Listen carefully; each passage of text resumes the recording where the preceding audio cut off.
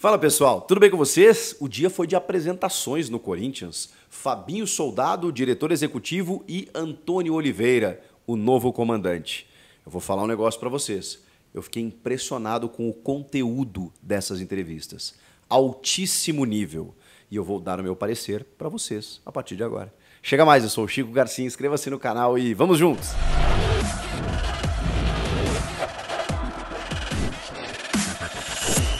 Inscreva-se no canal, você que não está inscrito ainda, por favor. Estamos chegando em 940 mil inscritos. Caraca, moleque, é muita gente. Obrigado para todo mundo que está chegando. Para você que não se inscreveu ainda, por favor, você que já se inscreveu, meu muito obrigado. Vamos falar de Corinthians, porque o dia foi movimentado, mais uma vez. O Corinthians tem assunto todo dia, não tem jeito. Começou às 9 da manhã com a apresentação de Fabinho Soldado, o primeiro, eu não sabia disso, né? Não me atentei para isso. Quando ele falou que eu percebi, o primeiro diretor executivo do Corinthians. Pela nomenclatura, o clube já teve outros diretores, outros gerentes. Diretor executivo, essa pasta que foi consagrada por nomes como Rodrigo Caetano e Alexandre Matos, o Corinthians não tinha tido ainda. Então, Fabinho Soldado inaugura essa pasta, essa função. E depois do treino, o Antônio Oliveira foi oficialmente apresentado à Fiel e a gente pôde ouvir as suas primeiras palavras. Ele que estreia neste domingo diante da Portuguesa e precisa vencer, né? Interromper essa sequência de 5 derrotas seguidas. Um negócio inacreditável, se tratando de um estadual e se tratando de Corinthians.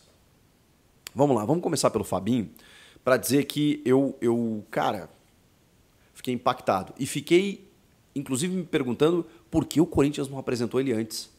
Por que o Corinthians não mostrou para a torcida esse profissional antes?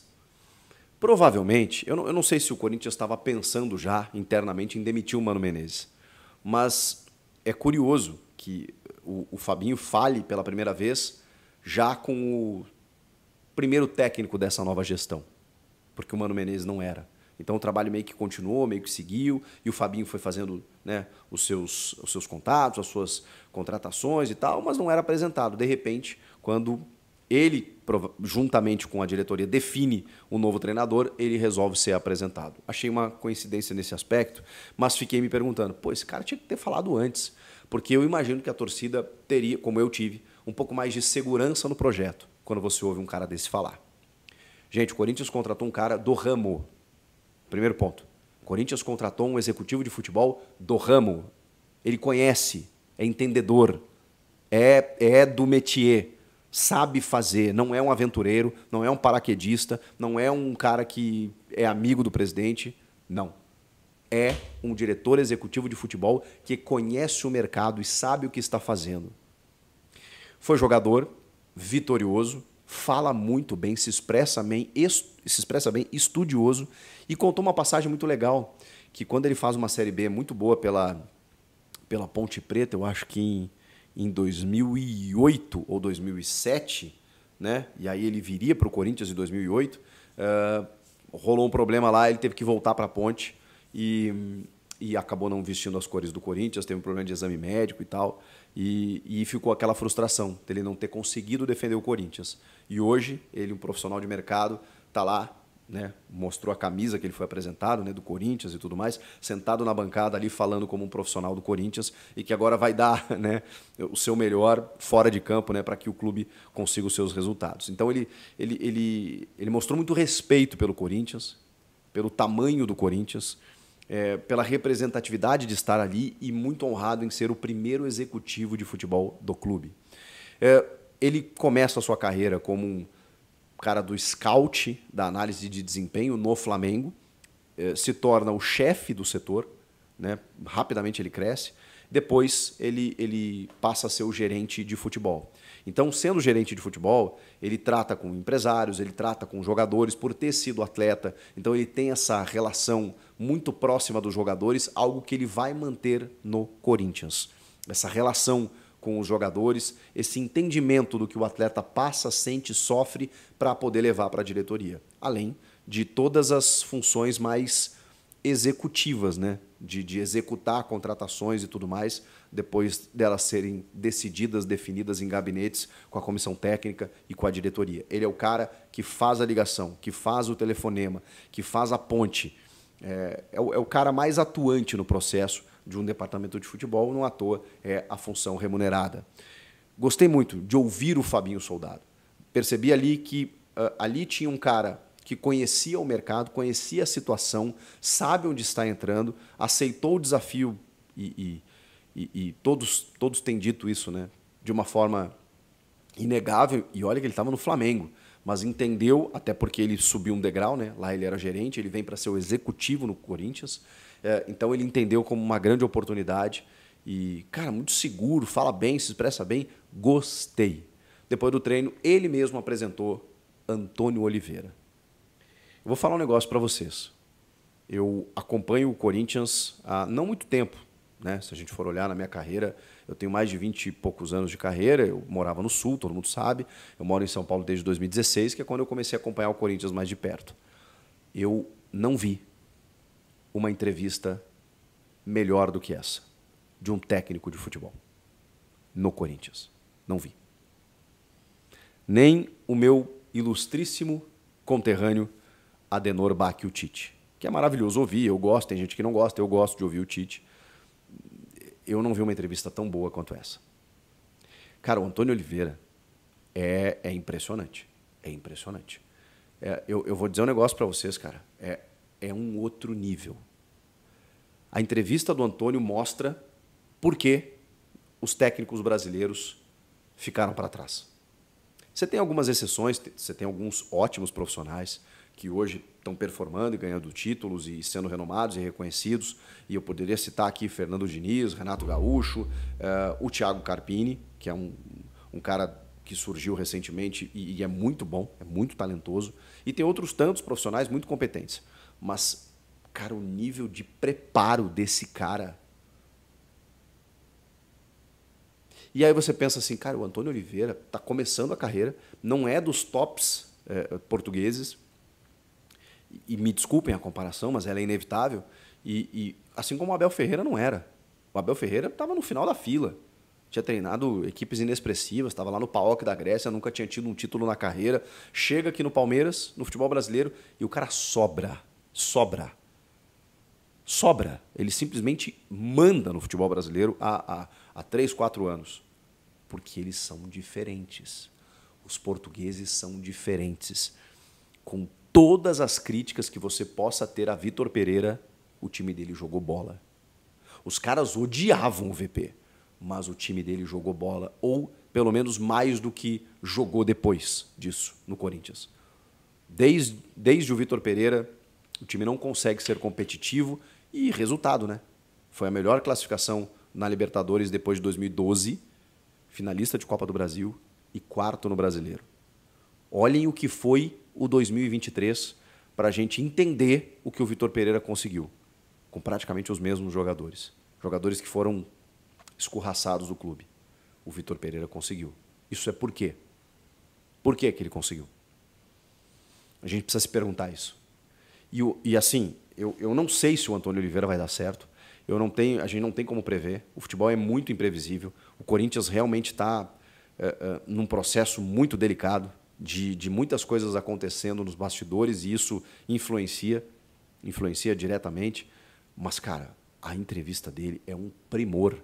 É um cara extremamente preparado, consciente, competente, sabe onde está, empolgadíssimo por estar assumindo o Corinthians. Falou, como o Pedro Raul já tinha dito, né? Uma proposta do Corinthians é inegociável e irrecusável. É um colosso, ele chegou a dizer, um colosso do futebol mundial estar aqui.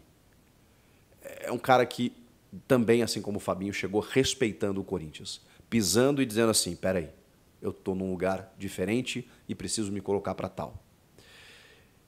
Em vários pontos da entrevista, eu vou resumir para vocês aqui em alguns, ele falou algumas coisas como falar menos e trabalhar mais.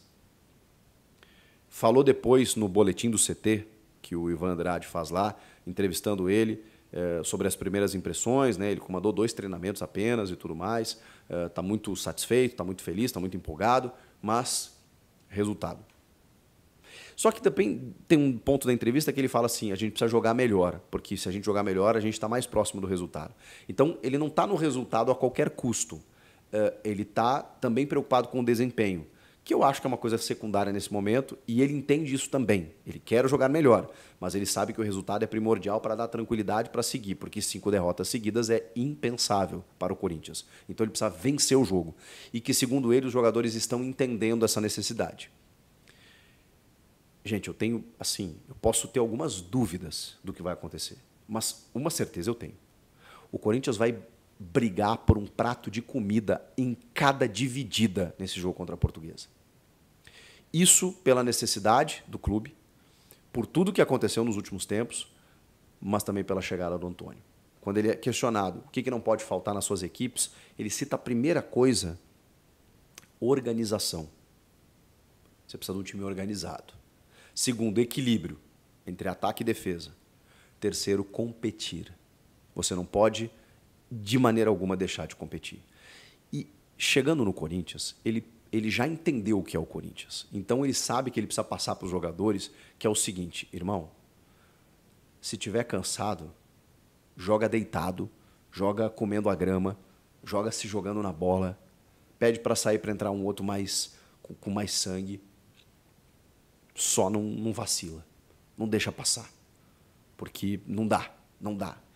Não dá para negociar com outro resultado que não seja a vitória contra a Portuguesa. Foi essa a sensação que me passou na entrevista. Que ele tá assim, tipo, com sangue no olho para dar a resposta, para performar, para dar resultado. Ele é um cara que está chegando no Brasil, já chegou há algum tempo, né? Mas enfim, trabalhou em algumas equipes, mas ele nunca tinha tido um clube com essa repercussão e com esse desafio. E ele falou que ficou pensando quando recebeu a proposta no desafio, e isso começou a mexer com ele, do tipo assim, tô louco para assumir logo isso, porque ele gosta de desafios. Pois bem, tem nas mãos um grande desafio. Os caras jogaram algumas casquinhas de banana para ele, né, do tipo, e se o Fagner e o Cássio não jogarem bem, você vai tirá-los do time? E ele foi categórico, né? Ele disse assim, o momento é da gente se abraçar. É de todo mundo jogar por todos, né? Porque é óbvio ali que ele não ia dizer que já ia meter uma banca do tipo, quem não jogar comigo, quem não jogar vai ser banco, não sei o quê, não tem essa aí, eu tiro mesmo. Ele não ia falar esse tipo de coisa. Então ele foi conciliador. Ele tem um perfil de cobrança, mas ele, nesse momento que ele está chegando, ele está agregando, porque ele precisa dos caras. Ele sabe que precisa dos caras. Ele também foi questionado sobre o Vitor Pereira. Achei engraçado isso. Você ligou para o Vitor Pereira para pegar referências e ele foi muito diplomático. Eu não imagino que ele não soubesse, né, da relação estremecida do clube com o jogador, com o treinador. E ele falou, não, mas eu ainda vou ligar para ele sim, para pegar algumas referências do clube aqui. Não tem problema nenhum. Ele não tem meias palavras, tá? Ele me parece ser um cara assim que se expressa muito bem, tem muita consciência, tem muito conteúdo. Sobre ídolos e referências, ele citou o pai dele, né? O Tony. O pai dele foi um ídolo do Benfica, virou treinador, ele foi auxiliar do seu pai e ele estava muito emocionado na entrevista, especialmente quando ele citava o pai. Quando ele é questionado sobre o pai, ele falava, estou arrepiado ouvindo você falar, porque estou imaginando o tamanho do orgulho dele. Né? O pai dele é vivo ainda, né? O orgulho que meu pai está de eu estar aqui e tudo mais, porque é a realização de um sucesso, né? A realização de um sonho, de um objetivo profissional, você chegar num clube no Brasil como o Corinthians. Mesmo o pai dele tendo trabalhado em outros mercados, até no Kuwait, no Benfica, ele trabalhou no Benfica B, mas Brasil, Corinthians, ele tem a noção da dimensão. Cara, assim, de verdade, nível, conteúdo, explanação, consciência, realidade, sabe? Não é um cara que chegou prometendo mundos e fundos, divagando, falando coisas utópicas. Não. É um cara que, sabe muito o que precisa ser feito. Então, assim, repito, eu não sei se ele vai ser o maior treinador da história do Corinthians. Não sei. Eu só sei que a entrevista que ele deu foi a melhor que eu ouvi de um técnico do Corinthians em 8 anos acompanhando o Corinthians aqui em São Paulo. E isso me dá um indicativo para acreditar, para esperar que ele faça um bom trabalho, porque condições para isso ele tem, inclusive dito por ele mesmo. Tenho competência e capacidade para isso. E eu gosto de gente assim, que chega e, sem meter banca, mas diz, não, isso é comigo, isso eu resolvo. Se ele não resolver, ele vai ser cobrado por isso. E, obviamente, ele depende de outros fatores. Mas ele está chegando com auxiliares, ele está chegando com o respaldo da diretoria, ele está chegando com a consciência do que precisa ser feito. Se ele vai fazer, a gente vai observar a partir de agora. Vocês gostaram da entrevista? Eu gostei demais. Comenta aqui e inscreva-se no canal, estou aguardando a sua inscrição. Vamos juntos e até a próxima. Tchau!